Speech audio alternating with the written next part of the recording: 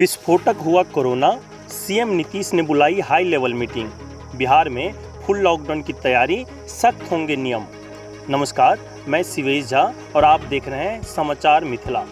बिहार में कोरोना की बढ़ती रफ्तार ने राज्य सरकार को चिंता में डाल दिया है।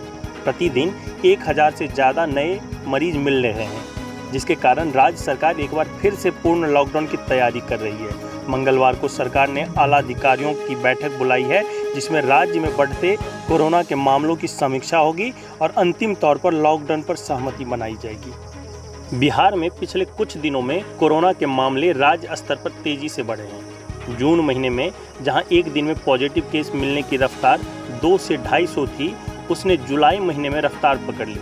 यह रफ्तार अब रोज 1100 से 1200 केस तक पहुंच चुकी है। लगातार बढ़ते मामलों को देखते हुए 7 जुलाई को मुख्य सचिव दीपक कुमार ने जिलाधिकारियों के साथ वीडियो कॉन्फ्रेंस कर निर्देश दिए कि डीएम अपने अपने क्षेत्र में कोरोना के बढ़ते मामलों का आकलन करें और आवश्यकता के आधार पर आंशिक लॉकडाउन का निर्णय लें। मुख्य सचिव के निर्देश के बाद पहले भागलपुर, उसके बाद 10 जुलाई से पटना में आंशिक लॉकडाउन लागू किया गया। अगले ही दिन करीब 15 जिलों में आंशिक लॉकडाउन लगा दिया गया। अब सरकार ने लॉकडाउन को लेकर कठोर कदम उठाने का फैसला किया है। सरकार राज्य में पूर्ण लॉकडाउन पर मंथन कर रही है। मंगलवार को अधिकारियों के साथ इस बिंदु पर समीक्षा होगी। इसके बाद पूरे प्रदेश में एक साथ लॉकडाउन लगाया जा सकता है। राज्य के मुख्य सचिव दीपक कुमार ने इसकी पुष्टि करते हुए कहा कि सरकार पूर्ण लॉकडाउन पर विचार कर रही है। मंगलवार तक इस संबंध में कोई अंतिम निर्णय लिया जा सकता है। बता दें कि प्रदेश में पहली बार राज्य सरकार ने 23 मार्च की रात से लॉकडाउन प्रभावी किया था।